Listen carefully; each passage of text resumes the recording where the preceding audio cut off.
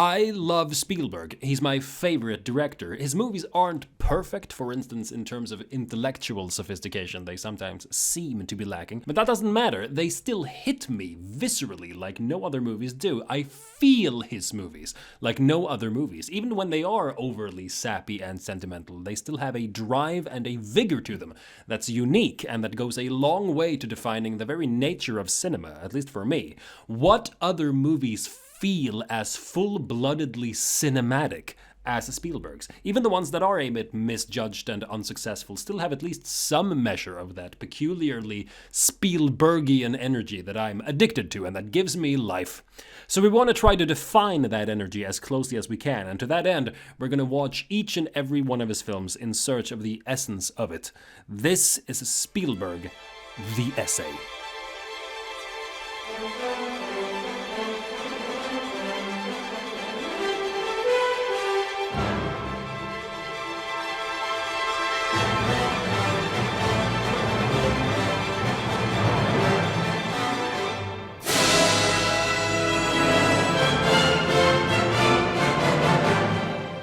We're looking at the feature films Spielberg has directed, from Duel in 1971 to Ready Player One in 2018, so we won't look at the television work. If anyone is interested, I refer you to YouTuber Adam Tsancy and his excellent overview of Spielberg's early career. He's doing God's work.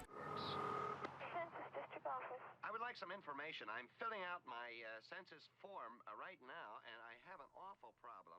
From the very beginning, we see a surprising commitment to realism in Spielberg. We'll return to this again and again, especially in Jaws, and Spielberg called Jaws basically the sequel to Duel, only it's on the water. Instead of a man being chased by an evil shark, it's a man being chased by an evil truck driver. Spielberg said this about the realism. Because I said to him, I'm going to shoot this all on location. And he said to me, you cannot shoot a movie of this scale on location in 10 days. And I said, Wally, I don't want to shoot this if I have to go inside. It's going to look fake. You can look out all the windows of the cars. It won't be a chase. It'll be a guy comfortably sitting on a soundstage with bad process out the windows. I think he's right. The thing that sells Duel is the landscape and the sense to realize that what this kind of spectacle-driven story requires is a sense of cinematographic realism is the thing that singles out Spielberg, even at this early stage. The thing that I feel isn't entirely in place yet in Duel is the sense of character. The protagonist, David Mann, played by Dennis Weaver, in hindsight clearly looks like Roy Scheider in Jaws, another everyman put upon by a large, unseen force of evil. But compared to Scheider, David Mann just comes across as a bit unpleasant. You think that I should go out and call Steve Henderson up and challenge him to a fist fight or something? No, of course not. But I think you could have at least said something to the man last night. I mean, after all, he was practically trying to rape me in front of that whole party.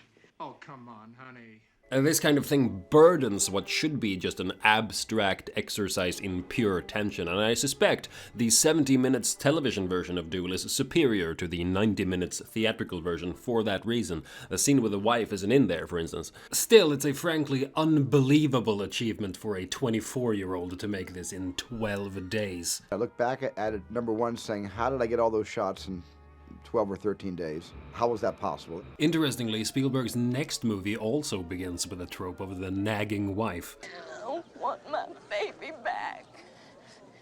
Are you gonna help me or not? SUGARLAND Express, which is a lovely movie, probably the least known Spielberg film, about a husband and wife who take a young police officer hostage in order to bargain back their child who's been placed in a foster family. Things don't turn out so well, as you can imagine, and it's one of the great strengths of the movie that one can't altogether tell how Spielberg regards this outcome.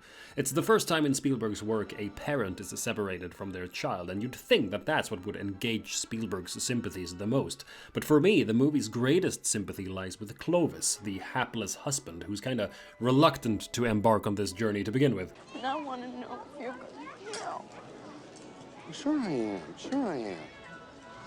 Sure I am. That's the real tragedy of the story. We get a wonderful scene later in the film where a kind of understanding is developing between Clovis and the young police officer. I've been thinking about getting on the highway patrol. They won't take a man with a record. I think it's a state law. Both seem to realize that Clovis could have found himself on the right side of the law, and Spielberg even reinforces this realization with a mirroring shot. The actors even look alike. Doublings, mirrorings, and shadowings are important to Spielberg's directorial style, which we'll see. But Clovis seems resigned to have to follow his wife on her mad quest, and the fact that he never really posed any actual harm is expressed beautifully in the last line, one of the loveliest last lines of any movie. He took my gun, but he wasn't going to use it. It's wonderfully subtle and right to let the story end with the police officer and the impact these people made on him. Pretty underrated movie.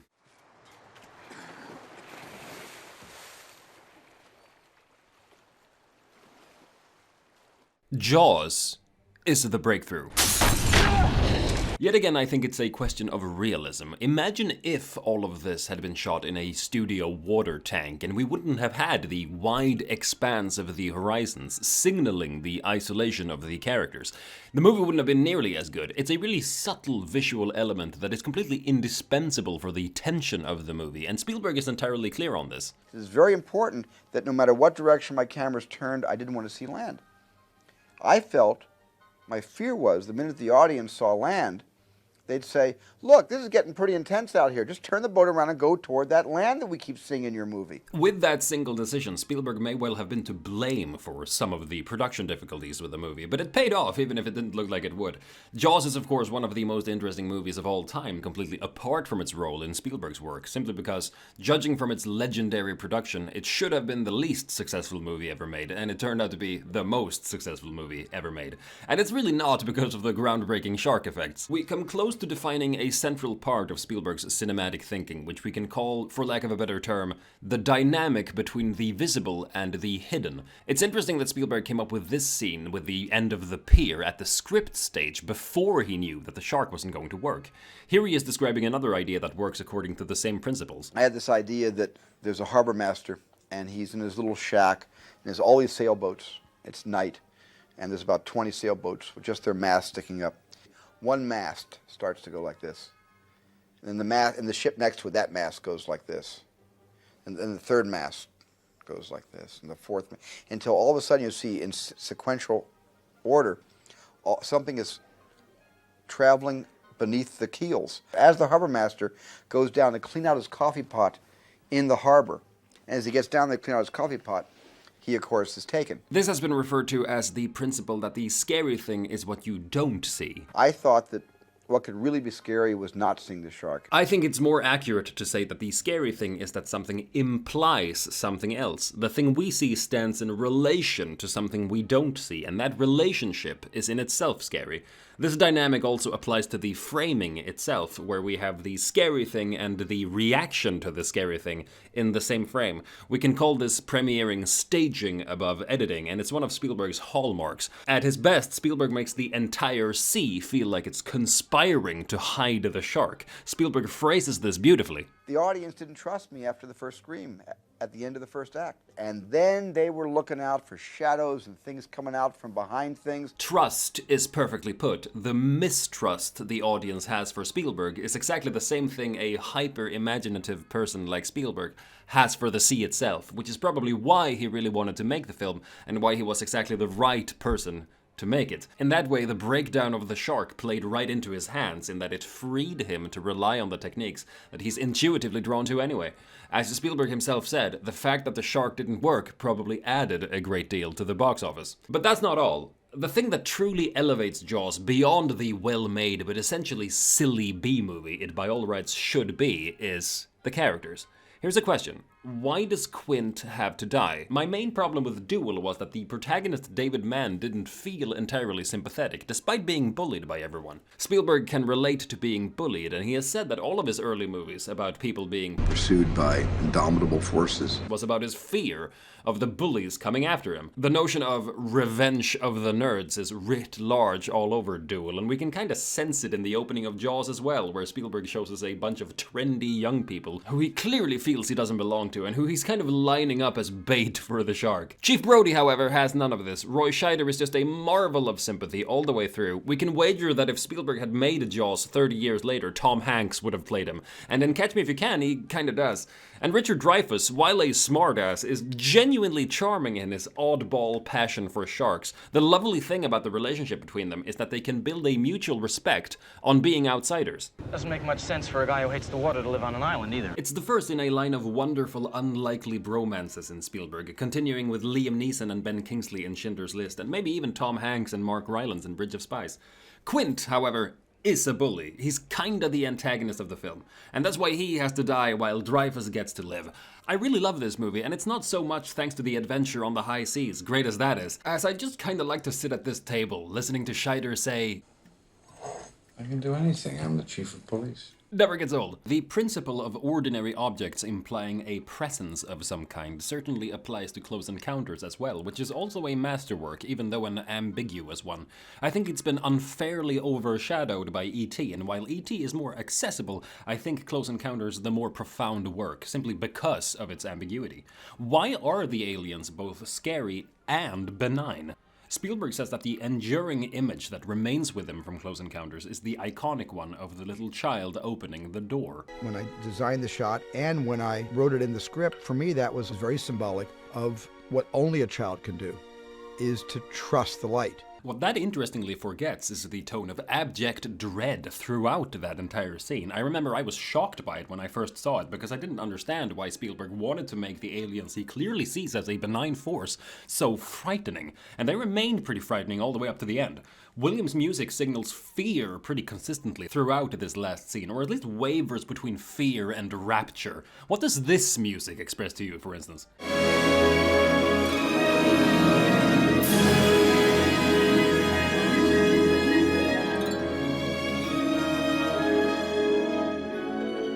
There's certainly the thrill of discovery there, but there's also a yearning so strong that it might become destructive. That yearning and its destructiveness, I think, is at the heart of Close Encounters. It's infinitely to the credit of Spielberg that he allows that destructiveness to coexist with his benign vision, and the fact that we don't return to Roy Neary's abandoned family doesn't diminish the impact they make. I mean, as frightening as the child abduction scene is, I kinda think this scene is worse. Right now, we're going. Come on. Come on. Let go of the thing. Come on. I always want Terry Garr, who plays the wife here, to be a bit more freaked out than she is, because Dreyfuss is being so frighteningly delusional. I cheer for her when she does the right thing and gets the kids out of there, at the same time as I secretly relish the image of Dreyfuss breaking up the monotony of suburbia by just trashing his house with complete abandon. It's no coincidence that the alien visitation awakens the artistic impulse in him. Something opens up his imagination to go for something that he thinks is going to provide some cathartic answer. He was an artist trying to plumb the depths of his imagination. It's basically Spielberg's portrait of the artist as a young man. The fact that Spielberg contrasts that familial discord with the wondrous light of the aliens is what is so captivating, and it gives a backside to these otherworldly creatures that explains why they should also be as frightening as they are. Sure, they come to restore some families, but also to break up others. Spielberg has of course said that if he had done Close Encounters today, he wouldn't have allowed Dreyfuss to leave his family, but I think it's extremely important for the intensity of the movie that he lets himself leave. It doesn't make him a good father, but it makes his yearning more irresistible. Speaking of light, Spielberg seems to have a fascination with light in an almost abstract sense. He renders his extraterrestrial visitation in what he calls a symphony of light and sound and emotion. He describes the inspiration for this. You know, I used to park my car, I guess, on Airport Boulevard near LAX, and I used to watch all the planes all stacked up out in the sky, you know, coming in one after the other 5 miles apart. And I used to watch that and say, God, wouldn't that be amazing if I get that same effect coming into the final zone at the Devil's Tower in Wyoming. It's a lovely image, Spielberg watching the planes coming in at night and letting that work on his imagination. What are those lights? What could they mean? What could they be? The ambiguity of those lights at a distance is the visual tension that powers Close Encounters, just like the visual tension of the sea and what it's hiding powers Jaws. For instance, if I could ever come up with anything as brilliant as this in my life, I wouldn't really have to do anything else. Alright, let's see. We stopped each of the single circuits and lead you right to nowhere. Mary 10.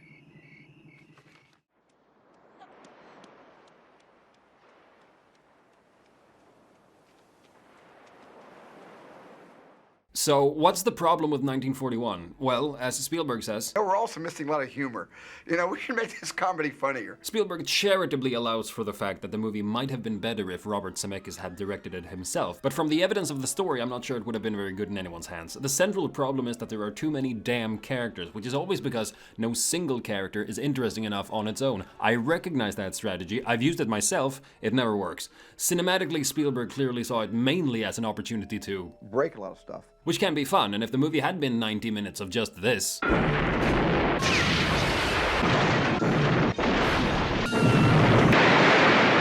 it may have been pretty entertaining in a similar kind of release your frustrations at the monotony of suburbia that we see in Close Encounters, but as it stands, we have about 2 hours of pretty lackluster dialogue until we get there. Maybe we should simply see 1941 as the necessary training ground for the genuinely funny movie to come after it. In a way, Raiders is just as historically revisionist for comedic purposes as 1941 is, perhaps because it doesn't focus on comedy, the humor works much better. As everyone knows, like Star Wars, Indiana Jones satirizes old matinee serials where there's a cliffhanger around every corner and where ancient civilizations managed to construct some kind of movement sensor for the sole reason of testing the protagonist. Harrison Ford is at least entirely clear on this. Indiana Jones movies were always more about movies than they were about anything else. And both Spielberg and Lucas were clear that this was self-consciously a B-picture. But just because you self-consciously reference something doesn't mean it's good to reference, especially if the thing you're referencing wasn't very good to begin with. Then you end up with the kind of joke in 1941 Spielberg is describing here. It was hysterical, but it was so inside. Only I knew it was funny, and only Bob and Bob knew it was funny, that it was the kind of thing that it was better, you know, left out of the movie. It was too much of an inside gag. The problem with 1941 is, of course, that the whole damn thing is one big inside gag. But Raiders is a bit of an inside gag also, though an entirely successful one. So what's the difference? I think we can trace even Indiana Jones back to a heightened sense of realism, as weird as that sounds.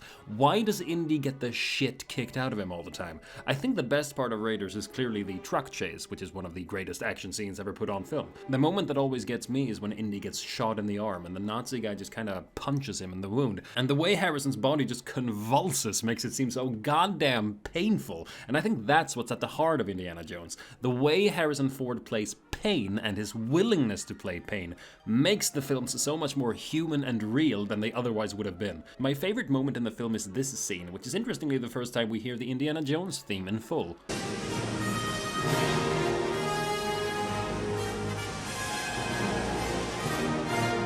This makes it feel like some sort of victory lap, but it's not entirely clear what we're celebrating. But it's as if what we're celebrating is simply the persistence, the fact that Indy just goes for it without having a clue what to do. The fact that he's making this up as I go. Which is so admirable. I think Spielberg relates deeply to that trait in Indiana Jones, having to make things up on the fly, having to improvise, getting out of bad scrapes just in the nick of time, trying everything and anything.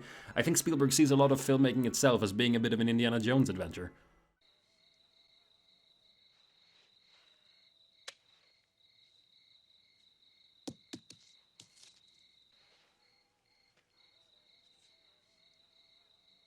We return to Spielberg's preoccupation with the doubling and mirroring. In E.T. it forms the very basis of the story. Elliot and E.T. mirror each other to the extent that they form a telepathic connection. This came directly from Spielberg. And I was very interested also in that E.T. would communicate often psychically, could be able to reach out to Elliot in school and give him ideas while he was sitting in class. But why? Why should Elliot and E.T. form this kind of connection? A scene that I had completely forgotten was in the film comes in the middle, the one where E.T. first heals someone. It ends beautifully with E.T. and Elliot both silently watching the mom read Peter Pan to Drew Barrymore. The thematic connection to Peter Pan is pretty clear, you know, flying. But why should E.T. be interested in this vision of parenthood? One of the scariest moments in the film comes when E.T. has become ill. E.T. crying out "Mom" is clearly due to the psychic connection with Elliot, but it also subtly hints that this longing was already there. E.T., just as much as Elliot, longs for parents, and they both long for a childhood they're about to grow out of. The childhood of Drew Barrymore, who completely believes in the story of Peter Pan, and who so instinctually starts saying, I do. I believe that if Spielberg has any religion, the thing he worships is the look on Drew Barrymore's face in this scene. And the way Spielberg tackles this cinematically is to create an environment in which his child actors genuinely could believe in E.T. in this childlike way. I think Steven, all of his efforts to keep the people that controlled E.T. off the set, so you never were really cognizant of people running E.T. It was just E.T. being. He applied his cinematic realism to E.T. not first and foremost for the audience's sake, but for the actors. And the result is some of the finest child acting ever put on film. Spielberg said that making E.T. was the thing that made him realize he wanted to be a parent. I didn't have children back in the early 80s, and suddenly I was becoming a father. And it felt good. And I think I have a big family now because it felt pretty good having 3 kids back then. This spills over in an interesting way into Temple of Doom, which is a brilliant movie, fully worthy of Raiders. There's been a general opinion that Temple of Doom somehow represents a dip in quality in the Indiana Jones trilogy. Spielberg himself has opined this. Of all the Raider indie films, Temple of Doom is my least favorite. This is completely wrong. Temple of Doom is almost as good as Raiders. While it may lack some of the flair of Raiders, Temple of Doom is funnier. It's basically a screwball comedy. People say it's too dark. I rather think that the plot point of Indy basically becoming a zombie isn't very effective. They don't really know how to solve it, so Short Round just kind of throws a torch at him and everything's fine. But everything before and after is comedy gold. It's so appropriate that it begins with a performance of Anything Goes, since that's completely the spirit of the thing. This movie brilliantly achieves what 1941 aimed for, which is a sense of the anarchic. Literally, anything goes. And the thing that makes it work is that it basically revolves around indie parenting. Not only is the plot about bringing back children, the emotional centerpiece of the story is the relationship with Short Round.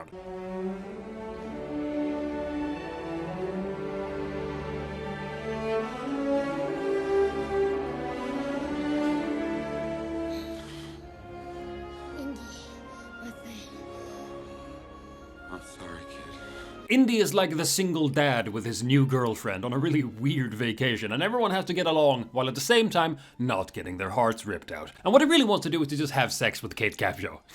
A bit like Spielberg. Even though Indiana Jones wound up getting the girl, I really did. The family dynamic as a source of comedy will of course be gloriously revisited in The Last Crusade, and perhaps not so gloriously in Kingdom of the Crystal Skull. You cut me and I'll kill you.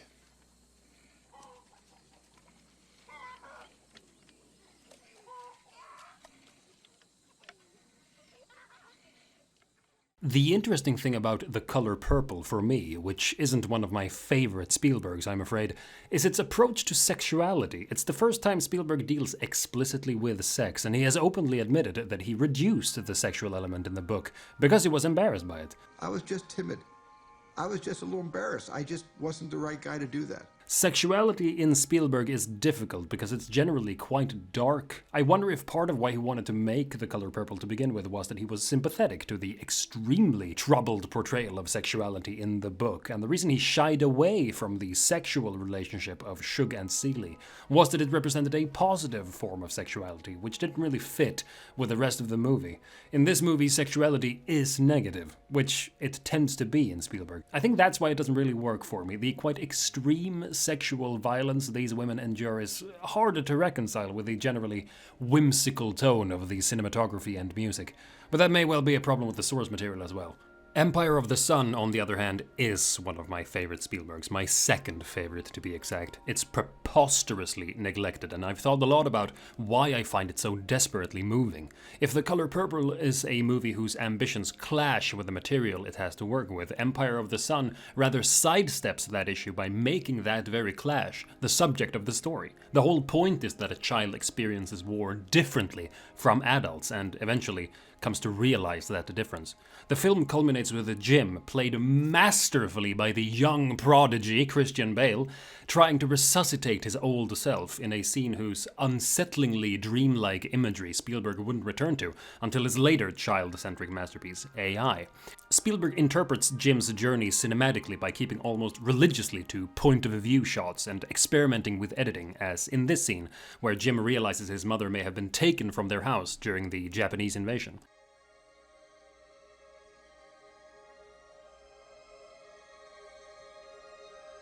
Or this one, where Jim, interned in the prison camp, witnesses an attempt at lovemaking.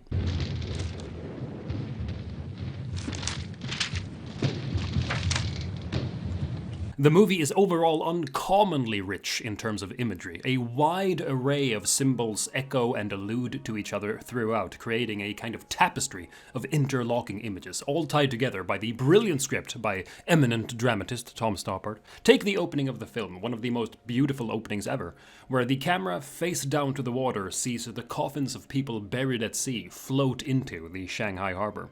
Later, when the British war prisoners have been evacuated from the camp, Jim, in frustration, throws his suitcase of old belongings in the sea, having been abandoned by his American friends who he hoped would rescue him. Finally, when the war has ended and we see Shanghai celebrate, we return to the harbor and see that the suitcase has drifted there as well, having become another coffin, commemorating in its own way the death of something, in this case, of childhood itself. If anyone thought Spielberg was only capable of broad strokes as a director, this movie is the conclusive proof of the opposite, and the true precursor to Schindler's List, as well as a masterpiece in its own right. There's just something desperately moving about this precocious, privileged boy who furiously searches for an identity, wanting to be Japanese, wanting to be American, not even having visited the country that is ostensibly his own, becoming abandoned by everyone, and in the end, has to surrender even the search itself. This is Spielberg's first dramatic masterpiece, and one of my favorite films of all time.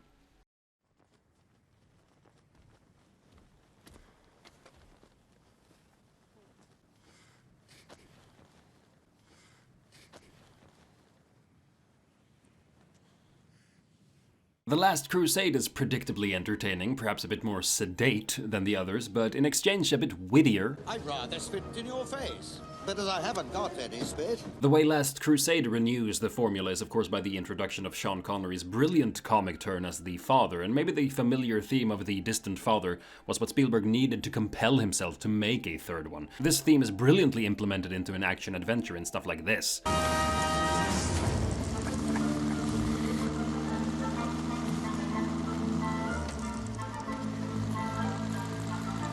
Otherwise, you can kind of get the feeling that Spielberg felt a bit done with the genre. It always strikes me in Last Crusade how disproportionately well produced the book burning scene is, when it's pretty negligent for the plot. Clearly something was eating away at Spielberg, and Schindler's List wasn't far off. Always has been called Spielberg's worst film, and it's probably true. I find there's a basic credibility issue with it. Do I believe any of this? Do I believe Richard Dreyfuss is a great firefighter pilot? Do I believe he and Holly Hunter are passionately in love? I don't think I do, I'm afraid. The one thing that seems weirdly plausible is that Audrey Hepburn is God herself. I can buy into that.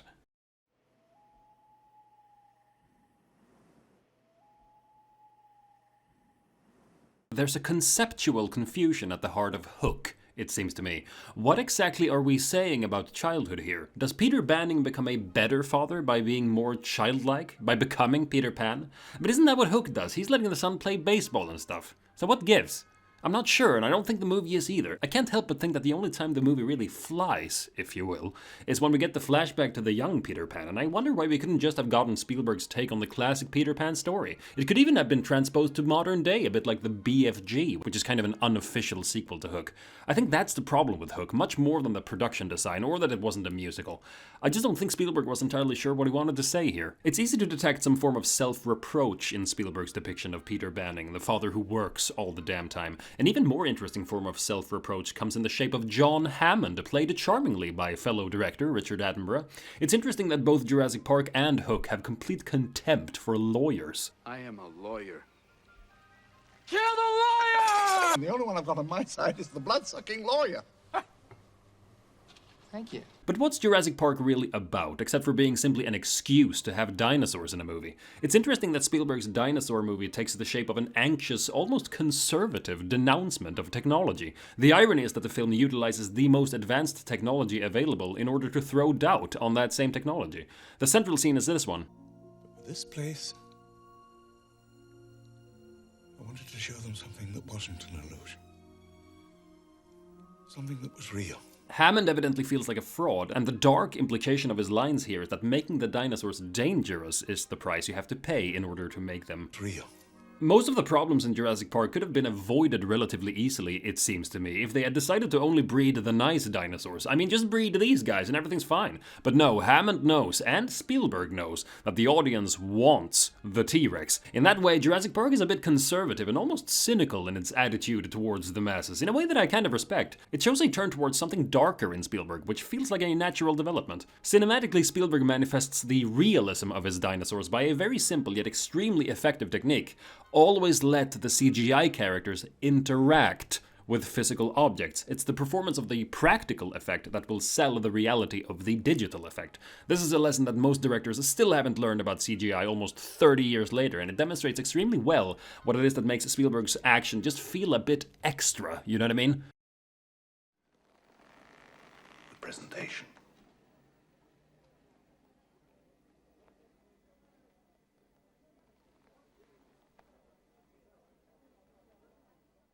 Schindler's List is another breakthrough. Spielberg completely renews his style as he describes himself. I took an approach of a documentarian. I tried to make the camera as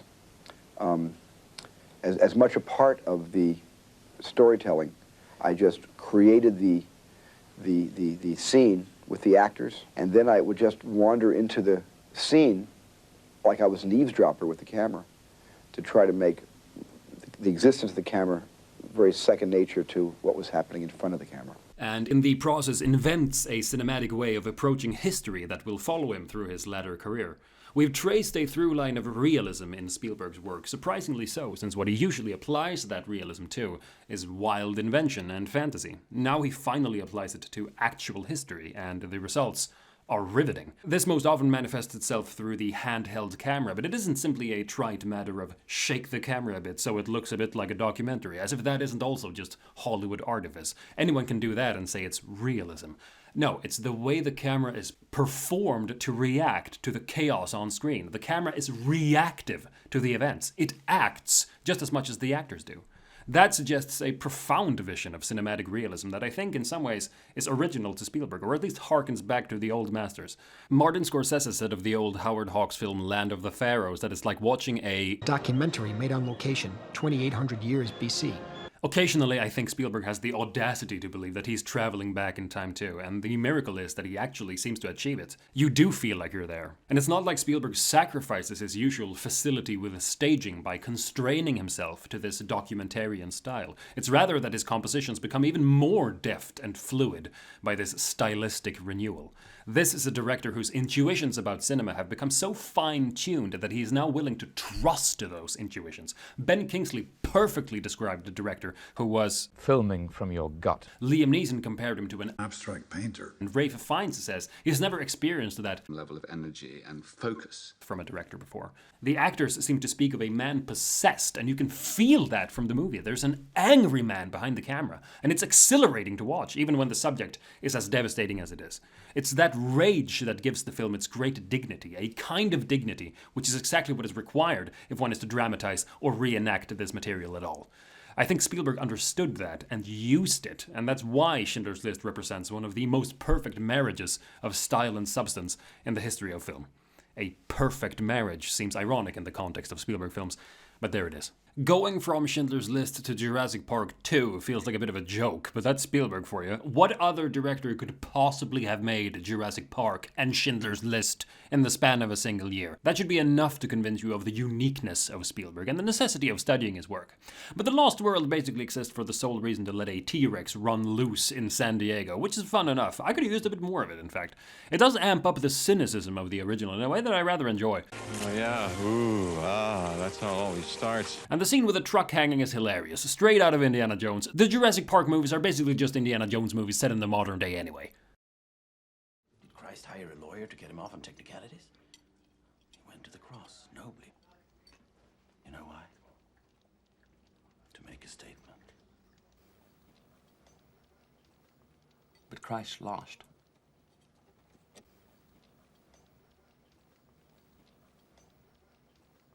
The striking thing about Amistad is its opening, in which we see Spielberg edge closer to the fury he'll unleash in Saving Private Ryan. Amistad is essentially a courtroom drama about the legal ramifications of a slave rebellion aboard the slave vessel La Amistad, and Spielberg begins the film with the rebellion itself. The violence is gruesome and nasty, but the remarkable thing is the sense that Spielberg finds it completely justified. We're rooting for Jaimon Hansu as he commits this violence, which I find daring and intriguing. The crucial line in support of this comes in the verdict of the Supreme Court at the end.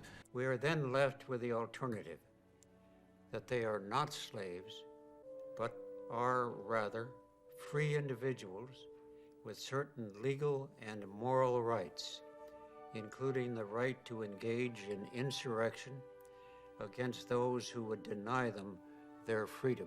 The right to insurrection is the thing that's so forcefully expressed in the opening scene, and which justifies the near relish of the violence. The movie would have gained from some more of this, I think. While the rest of the movie is by no means bad, I think the courtroom drama plays a bit worse than it does in Amistad's successor Lincoln, partly because I feel the historical reenactment isn't as handsomely mounted. Just compare Amistad's recreation of the Civil War with Lincoln's, and the difference is obvious. But Amistad shouldn't be dismissed. Its brief depiction of the horrors of the slave trade is rightly harrowing, and the only problem with it is that it's brief. Spielberg demonstrates that we could have gotten a Schindler's List of the slave trade, and it's kind of a shame we didn't. It might be one of the best renditions of slavery on film. And speaking of best depictions on film, has anyone really even come close to equaling Saving Private Ryan in the depiction of warfare? Every war movie after it has tried to be it basically created its own genre of video games. Spielberg yet again applies the techniques of Schindler's List to the reenactment of history, but instead of being simply documentarian, the effect is almost like VR. At times you can sense the literal identification of the camera with a person, like in the brilliant detail of the camera not managing to stay above water. This may well have been influenced by Spielberg's own gaming. Just listen here when he describes 1941. Looking back on the movie, one of the most enjoyable things about the film for me is that the film is pretty much no different than playing Doom 2 or you know, on your computer today. The comparison of the nonsense of 1941 to the splatter comedy of Doom seems apt, but Saving Private Ryan applies the immersion of the first-person shooter to much more serious ends, a seriousness of purpose which your Call of Duty and your Medal of Honor, perhaps with mixed results, has tried to emulate. This immersiveness, like the aliens of Close Encounters, is ambiguous. I do think something in Spielberg is profoundly drawn to the utter chaos of the battlefield, at the same time as being utterly terrified by it. Here the great critic Mark Cousins questions Spielberg about the elements of power fantasy in the portrayal of war, and I think Spielberg becomes noticeably defensive. Could war movies be a kind of fantasy fulfillment for men who felt marginalized from the group of guys? Well, you know, I sure they could. I guess they could. Maybe it was like that for you? I don't know. You know, I was certainly an outsider. But a lot of my films weren't just war films. Spielberg has admitted how ashamed he felt of how much pure fun he had making this movie, playing war, and some of that relish probably accounts for the enormous vigor of the filmmaking. At the same time, he's completely open with the fact that his surrogate in the movie isn't the heroic Tom Hanks, but rather the meek and ineffectual Upham. I told Tom Hanks one day, I said, you know, you think I'm you, or want to be you in this picture? I would like to be you, or I'd like to be Sarge, but I think I'm more like Upham. So to what extent is the combat in Saving Private Ryan a power fantasy? To some extent, clearly, just like real war to some extent is a power fantasy for many who partake in it. It's important to note that just because something is a power fantasy doesn't necessarily mean that it's less truthful to historical fact. The historical fact itself may be deeply distasteful to us, and we may reasonably question the motives for portraying it, but its truthfulness may still be entirely intact. However, I don't think the core interest of Saving Private Ryan is power, any more than its fantasy. What I so profoundly appreciate about the movie's depiction of warfare, and that I don't really see anywhere else, is the sense of utter futility of it. No other movie captures so well that it's basically impossible to survive, and if you do, you had nothing to do with it. Giovanni Ribisi expresses this very forcefully. Just give us a fucking chance, you son of a bitch! Wait, son of a... Come on! Come on! That's exactly the point. A chance is what none of these people will ever get, and what Spielberg denies both himself and the audience. That's why it strikes so many as the finest representation of war on film. It's worth noting, however, that a lot of the techniques Spielberg uses to impress this don't substantially differ from his entertainment films. Take the ruthless scene of the stabbing, for instance, when they roll over the bleeding guy back and forth. That kind of detail could easily have been a joke in an Indiana Jones movie, while here it instead comes across as the cruelty of war itself. One might consider it disrespectful to treat historical reality with the same kind of flippancy one brings to adventure fiction, just like one might find the documentary style of Schindler's List disrespectful in its presupposition that there can be such a thing as a realistic depiction of the Holocaust. I rather think that it's a kind of a weird miracle that Spielberg realized that his great proficiency with rip-roaring adventure could be subverted into capturing something of the real-life terror of historical events. Spielberg describes the cinematographic techniques that make the film, as he beautifully puts it, nervous to look at. Desaturate the color. The film is in color, but the film is very faded, so the film looks authentically period. I shot with an open shot, with a 45 and 90 degree shutter, camera shutter.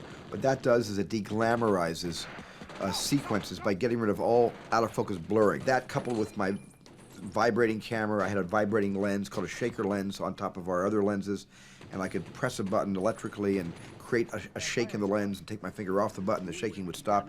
All those things made the film nervous to look at. Like I said, one might, if one is so inclined, think of these as gimmicks, cheap tricks to make something seem realistic, while it's actually just a more luxurious version of a typical Hollywood thrill ride.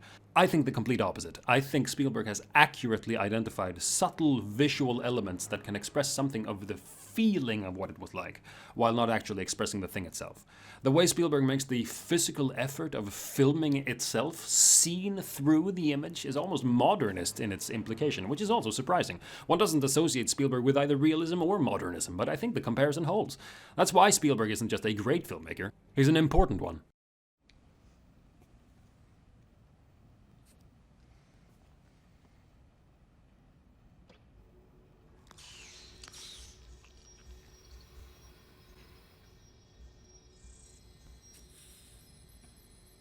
AI is a profoundly difficult film, not least because it's unclear what came from Spielberg and what came from Kubrick. Spielberg corrected the critics who mistook the ending to be Spielberg's invention when it in actuality was Kubrick's, but I can't understand how those critics made that mistake in the first place. The ending is clearly Kubrickian.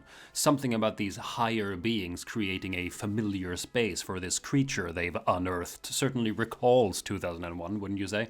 No matter, the film is still very much a Spielberg film, even though it's hard to know to exactly what degree Spielberg tried to emulate Kubrick's pre-production work, and to what degree he allowed himself to deviate from it. Apparently Spielberg kept pretty close to the existing version of the screenplay, but made hundreds of changes, nevertheless. In his own version. I'd love to know what they are, but most importantly, Spielberg himself expressed it like this. The hard thing about making AI, I didn't want to lose myself and just slave and service Stanley's vision. I had to put as much of myself in this project as I could to also make it worth my while, because this wasn't a charity case. I wasn't doing this for charity. By this he makes it clear that he realized the necessity of making the project his own, and he definitely succeeded. The result is probably one of his finest films, containing some of his profoundest imagery. He revisits images from his previous work, like the child imitating the parent at the table from Jaws, or the enraptured face watching another child being told a story from E.T. By the context of this story, these images are newly charged with irony, and this irony may be the film's greatest strength, and in a way its least Spielbergian trait. In Jaws, the child imitating Brody at the table subtly conveys the child wanting to become closer to the distant father, who at first is unaware of being imitated. But in AI, the irony of this is enhanced by the robot child being unable to eat, therefore being even unable to correctly imitate the parent. In E.T. and Elliot gazing at Drew Barrymore believing in the fairy tale subtly conveys a sense of fading innocence. In AI, this is turned to irony in that the robot child, who is supposed to be unable to believe, is the one believing in Pinocchio, while at the same time being passed over for the human child, who doesn't believe. This irony makes the film uneasy and unnerving to watch, but also captivating. One of Spielberg's grandest images comes when David, played to a kind of uncanny perfection by Haley Joel Osment, reaches his manufacturing place in New York and looks into the mask of himself. The loaded symbolism of this is hard to unpack, the symbols of faces, eyes, sight, and doubling all intertwining. The existential nature of it is almost like Bergman, you know what I mean? I wonder if Spielberg invented these images. My suspicion is he did, and in any case, he was the one who realized them. What is ultimately most Spielbergian about the movie, as opposed to Kubrickian perhaps, is the deep sympathy it has for its poor robots, and the accompanying fear it has for its humans. The film's final irony is, of course, that the robots are more human than the humans. The most lasting proof of their genius. As the film beautifully and somewhat mournfully puts it. Minority Report, another one of my favorite Spielbergs, continues imagining dark futures, but applies an even greater realism to the endeavor. Spielberg basically asked a team of scientists to accurately predict what the future was going to be like, and they were mostly kind of right.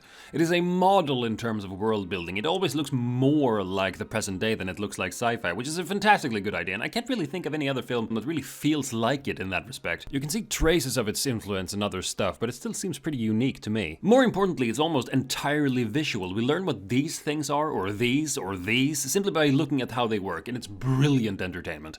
This entire chase basically amounts to a sci-fi Indiana Jones, and I love it so much. There's a general sense of experimentation going on here, and all throughout Spielberg's post-9/11 period, which to me produces some of his finest and most intriguing work. The bleached quality of the cinematography makes it seem both ominous and oddly beautiful, and the self-destructive intensity of Tom Cruise adds a very attractive edge to Spielberg's sentiment. My favorite scene might be the one where Cruise is just obsessively looking at his home videos, reciting all the words. Gotta keep running. Gotta keep running. Gotta keep running. There's a sense of not being able to stop running that reoccurs all throughout this latter stage of Spielberg's work, and that probably says something of his mindset at the time. I find it deeply relatable, as I do Spielberg's next movie. Look. Frank. Nobody's chasing you. American Airlines Flight 131 to Pittsburgh is now ready for boarding. Passengers with boarding passes, please proceed to gate. Speaking of being on the run, I mentioned Empire of the Sun being my second favorite Spielberg film. We arrive at my number one favorite. Catch Me If You Can was the movie that convinced me all of Spielberg's movies were worth exploring. I only saw it because I noticed, hey, Spielberg's directed this, maybe this is worth watching. And it was a revelation.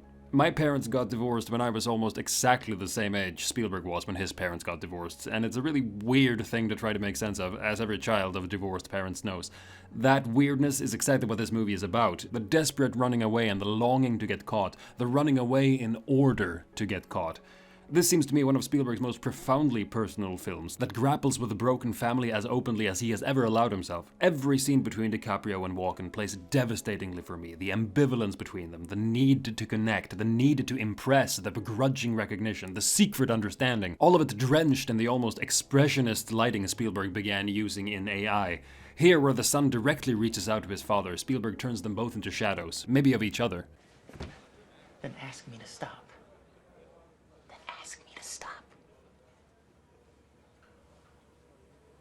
You can't stop. Maybe the reason the movie is so beautiful is because Spielberg now can identify so thoroughly with both DiCaprio's lost boy and Tom Hanks' workaholic father figure. One of the finest and weirdest things about the film is its extended ending, full of false starts until they realize they're both missing a family. You're just a kid. I'm not your kid. You said you were going to Chicago. My daughter can't see me this weekend. She's going skiing. You said she was 4 years old. You're lying. She was 4 when I left. It's a bit like Spielberg is unwilling to leave these characters, as am I. All of the movies around this time revolve around images related to 9/11, so we stick around in airports. In a way, you could regard The Terminal as another attempt at always, yet again, romance is related to air travel. In a deeper sense, it's a continuation of the concerns of Catch Me If You Can. It's about survivalism through ingenuity, and in an even deeper sense, it's about the issues of translation that has interested Spielberg since Close Encounters, all the way through Amistad. Translation is for Spielberg also very much a matter of ingenuity. I think the greatest thing is when people at least make an effort to communicate. And when the person doesn't get it, you have to try harder and be resourceful and inventive in finding different ways to get your message across. And while The Terminal isn't about being on the run, its predicament is similarly desperate, being stuck. I think it's kind of charming. It doesn't have the central credibility problem of Always, in that I can actually kind of believe that Tom Hanks is East European, but I'm still unsure if Catherine Zeta-Jones's flight attendant would be very much interested in him. The most convincing love story here is between Zoe Saldana and Diego Luna. I love them. You're an asshole. Hate coming here. Why you act like such a dick?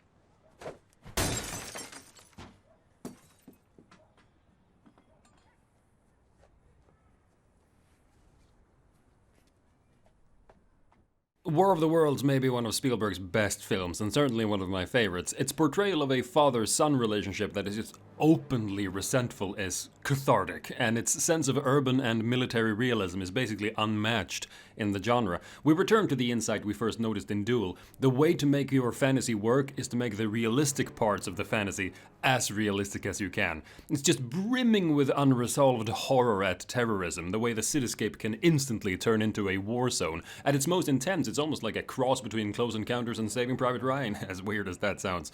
The hidden point is, of course, that the people almost pose as much of a threat as the aliens. The scariest scene is the one in the car, and it powerfully expresses an intense fear of crowds in Spielberg, which we haven't really seen before. This, like AI and Minority Report before it, is as unlikely a thing as a science fiction film for grown-ups. With Munich, Spielberg's dark period culminates, and predictably it's another one of my top 5 favorite Spielbergs. I, of course, know nothing of its accuracy, but the writing is subtle, and Spielberg fills it with great location shooting. I wonder where Spielberg's final sympathies lie here. The brilliantly tense assassination sequences read to me like Spielberg finds it a bit too easy to imagine the stress he himself would feel under these circumstances. Question is what he thinks of his patriotic duty to partake in them.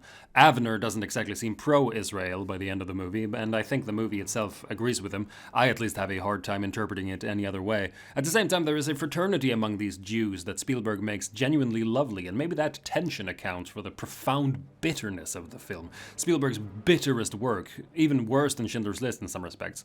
Interestingly and worryingly, this bitterness takes on a sexual dimension. We return to the subject of sexuality in Spielberg. This is about as dark as it gets. The ending scene where Spielberg contrasts Avner attempting to have intercourse with his wife with the scenes of the Munich massacre intruding into his consciousness is provocative enough. But even more disturbing is the killing of the Dutch assassin, which contrasts the sexual and the violent even more obscenely. This is Spielberg's most pitch-black imagery, and I really don't know how to interpret it.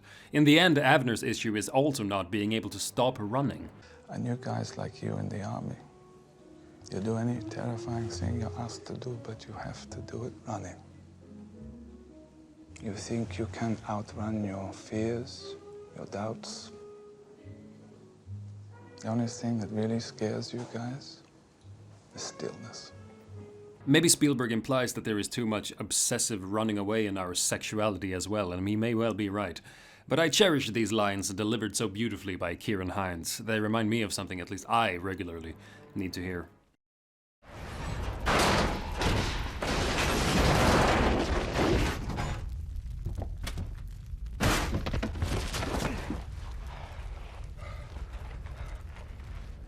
Kingdom of the Crystal Skull is fine. It's perfectly fine. If Last Crusade was a bit more sedate than its predecessors, Crystal Skull is even more so. But there's still good stuff here. Like the fridge. It's stupid, but it's fun. And it's not like Spielberg doesn't know what he's doing. I know in Indy 4 you didn't buy the refrigerator and the atomic bomb. I know. And the bike chase demonstrates that Spielberg has no problem still doing stuff like this. The problem with the second half is yet again that there are too many characters that don't have anything to do. John Hurt gets to just kind of sit there. The best part has always been this little sneak preview of West Side Story. Get that greaser! We see in this latest phase of Spielberg's work a return to the 1950s of his childhood, befitting an artist in his later years. If anyone was disappointed by Crystal Skull, Tintin kinda makes up for it. Admittedly, it is a kids' film and not a bad one, but there's still good stuff in here for the action lover. The massive long take at the end is enough to justify the whole thing. You can kinda get the sense that Spielberg finally gets to try stuff that he's been wanting to do for his entire career, but that has been physically impossible. I guess that's really the point of performance capture, to get at a kind of weird hybrid between photography and animation, so that the movements of the characters have realistic weight to them, while at the same time existing in impossible scenarios. Part of me wants an Indiana Jones film like this, part of me doesn't.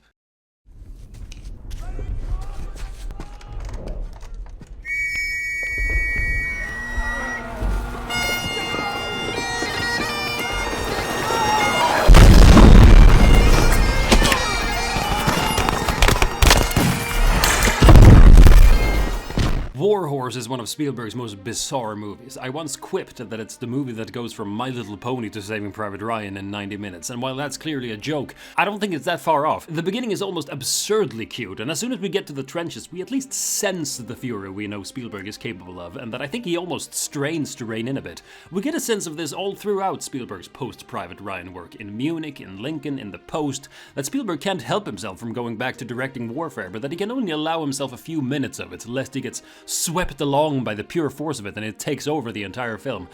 I must admit, I kind of want that to happen, but I still like War Horse, even though I'm not really sure the movie is very well written or even has a particularly good story. I'm just not sure I'm entirely convinced of the inordinate love everyone bears for this, to my eyes, perfectly ordinary horse. So to make the horse the symbol of the innocence threatened by the onset of war doesn't work nearly as well as making Matt Damon that same symbol. The thing that makes the film work, and I still really think it works, is the landscape, and Spielberg really revels in it. You can feel the infatuation he has for it in the frame. The landscape becomes for the viewer, I think, what the horse becomes to the boy. A worthy symbol of that innocence.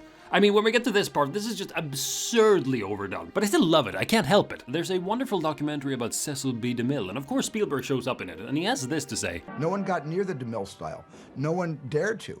They probably were embarrassed a little bit by walking not only in his giant shadow, but by treading in an area that didn't make other filmmakers comfortable. That kind of operatic style. In War Horse, we finally get the sense of Spielberg embracing his own DeMille-like sense of opera, without any shame at all, and it's exactly the shamelessness of this that I love so much. Spielberg's greatest achievement in cinema history may in the end be to have merged the two utterly dissimilar sentiments of, on the one hand, Francois Truffaut, and on the other, Cecil B. DeMille.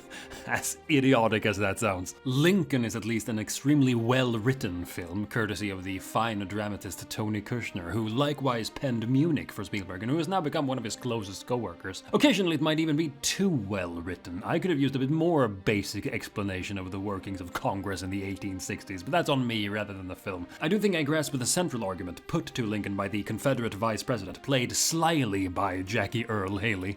How have you held your union together? Through democracy.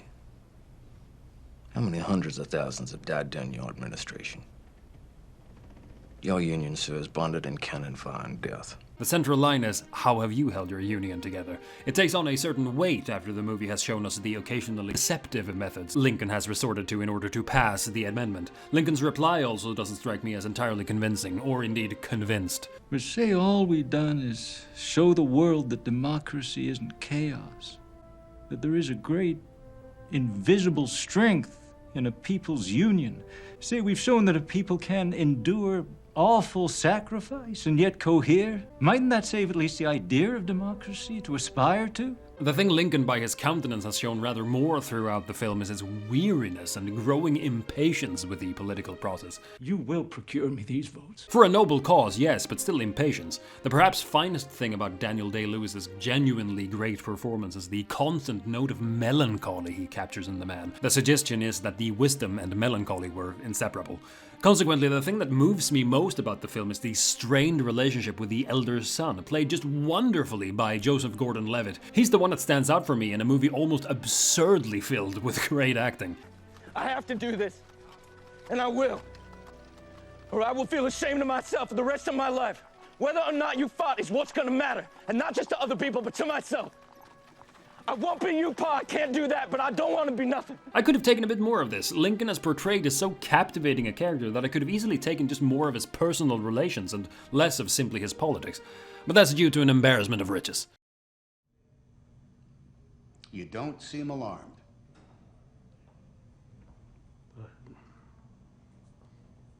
Would it help?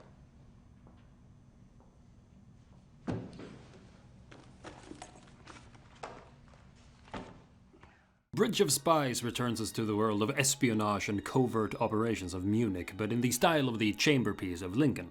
Question is yet again where Spielberg places himself in this somewhat ungainly narrative material. Tom Hanks most often represents the ideal to which Spielberg aspires more than himself, and the introduction of Mark Rylance into Spielberg's work is clearly significant, if enigmatic. I think Rylance as the perpetually stoic spy Abel more represents an ideal of stillness for the perpetually on-the-run Spielberg. Spielberg, like the Ben Kingsley of Schindler's List, a stillness I think he's attracted to, like the moral steadfastness of Hanks. But the character whose predicament Spielberg most intently empathizes with is, I think, Gary Powers, the failed soldier, like Upham, who fails at his patriotic duty, by implication because he's uncomfortable with the moral implications of that duty. We return to the predicament of Eric Bana's Avner in Munich, who struggles with having to perform unrighteous acts for a righteous cause. For me, it lacks the sting of Munich, maybe because it's hard to imagine the moral certitude of Tom Hanks existing within that film.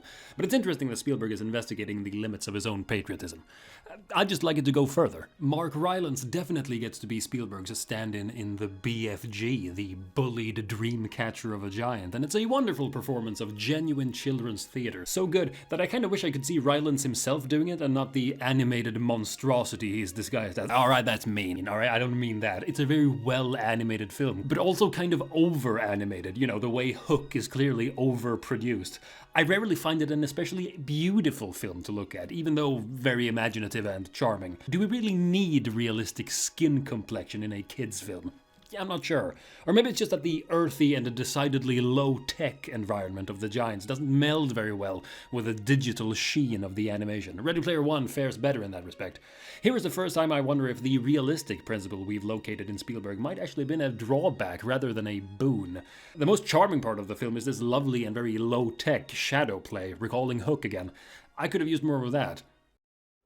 You are losing female readership, you know, and I think you might want to focus more on what women... Catherine, keep your finger out of my eye.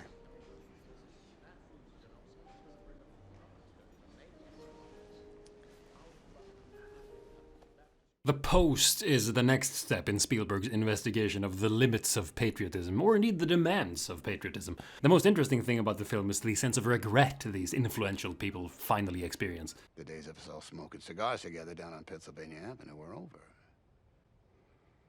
The way they lied, those days have to be over. Both Streep and Hanks come to realize that their association with high and mighty politicians may have blinded them to some extent, and I wonder if Spielberg relates to that. He has also become a powerful and influential figure at this point. I can appreciate the movie's sense of the time for a reckoning having come, while at the same time being amused by the fact that what Spielberg seems most excited by is the desperately old-fashioned printing machine itself. A sense of reckoning can yet again be read into Ready Player One, similarly to Jurassic Park. Mark Rylance, in what I think is his best performance yet for Spielberg, clearly stands in for Spielberg as the impresario of a gigantic entertainment empire who is also a hopeless misfit and who seems to be having some doubts as to his legacy. He tries to make up for it a bit in the ending. Because reality is real. But no one's really convinced. This attempt at contriteness is utterly belied by the fact of how much fun Spielberg is having here. The car race is for me one of the absolute best things Spielberg has ever directed, and is probably the single best use of this type of photorealistic animation ever. No one but Spielberg would even come close to making this, and the fact that he can still do stuff like this at this point is further proof of his uniqueness. So while the story of Ready Player One is kinda okay, and the mechanics of the world don't even make the slightest bit of sense, it also doesn't even remotely matter. The energy of this, the pure chutzpah of it, is unrivaled, and so we return to our opening claim. So, what do we learn? Well, for one thing, we've established a vital strain of realism running all the way through Spielberg's work. A sense of heightened realism is the thing that unites such disparate efforts as both Jaws on the one hand and Schindler's List on the other. And if we feel, like a lot of us probably do, that some part of Spielberg is almost synonymous with cinema itself, then that may well be because realism is also inscribed into the very nature of the art form. Film is made, at least photographic film, by capturing reality. And in any case, I think that the extraordinary energy we feel in Spielberg's films derives from a conviction in this essential realism of cinema, and the supreme staging he showcases is designed around that conviction. He tends to save his longest and most intricate takes for his most spectacular effects, to impress the reality of them, as it were. But how then do we reconcile the fantasist Spielberg with a realist? The point is, I think, yet again, the contrast of a close attention to the real world with the intrusion into that world of a fundamentally alien force. The everyday has to feel almost overbearingly ordinary for the intrusion of the spectacular to have any force at all. This creates a duality or mirroring in Spielberg himself. The familiarity of the real world reinforces the spectacle of the fantasy, and the fantasy in turn grounds the familiarity of the real world. This can work the other way around as well. The rough texture of E.T. can almost strike one as an instance of gritty realism, while the suburban childhood home can seem like the otherworldly fantasy. This goes for the direction too. It's not so much the shark that's the special effect, it's the sea, and Richard Dreyfuss has this wonderful thing to say. I was hired in those days, seriously, because I had the ability to go,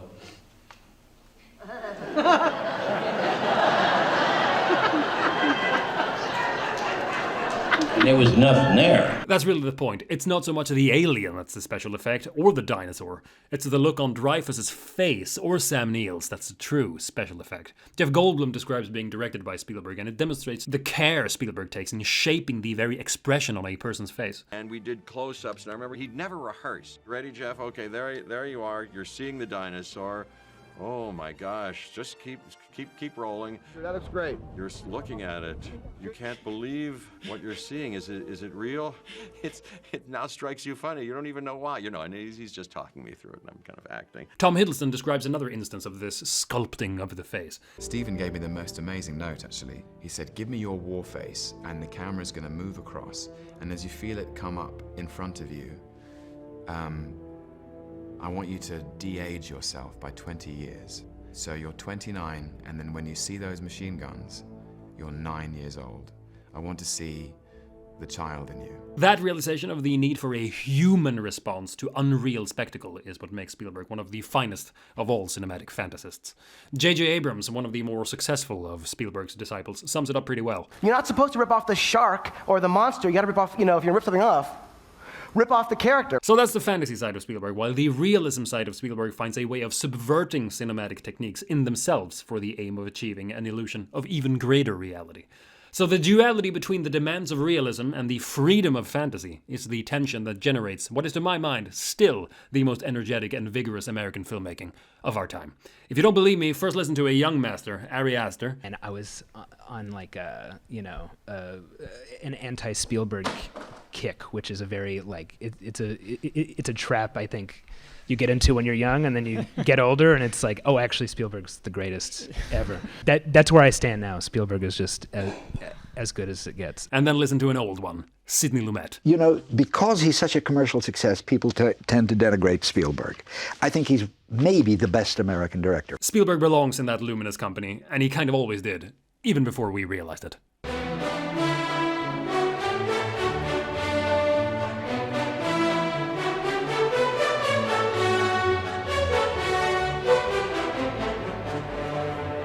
So clearly this video was meant to be done before West Side Story came out. Clearly that didn't happen, so I'll just have to say something about it here. It's really good. It'll probably make a nice double feature with The Fabelmans, Spielberg's next movie. As I mentioned, he's returning to the 1950s of his childhood. Similarly, he's been wanting to make a musical for his entire career, and some of his least successful movies have been dogged by the fact that they may have been better as musicals, and while that might not necessarily be true, one might for that reason have dreaded Spielberg taking on West Side Story, as his musical aspirations haven't proven to be too successful in the past. I didn't have that dread. I always expected Spielberg's West Side Story to be good, and it is, even if it is very mindful of the original musical. As much as has been said about updating the material, it still remains extremely faithful in spirit. Spielberg treats it very much like the classic it is, which might make one leave with the impression that it's more a showcase of adaptational sobriety than a burning passion to tell the story. Still, it's interesting in this sense that it falls in line with Spielberg's later career in that he chooses material that will allow him a certain degree of violence, though not going all the way. It seems to me that the thing West Side Story always needs is a sense of actual violence, true danger, and one can easily imagine Spielberg feeling that, yeah, what I can add to the classic Robert Wise version is a much more realistic sense of actual violence. Even the wonderful choreography has a much more, jagged and fierce quality to it, which is entirely appropriate. And when the fighting comes, it definitely does feel harsh, and the hits do land, but I still feel Spielberg could have let himself go even more. I think it probably should have been more violent. I think that would have made for an even more original movie musical. The elder Spielberg has this problem that he's still very much capable of the pure ferocity he has shown in the past, but that he curtails himself on that very point, which is at least as fascinating as it is occasionally frustrating. Anyway, see you at the next Spielberg movie. I hope and expect there to be lots more.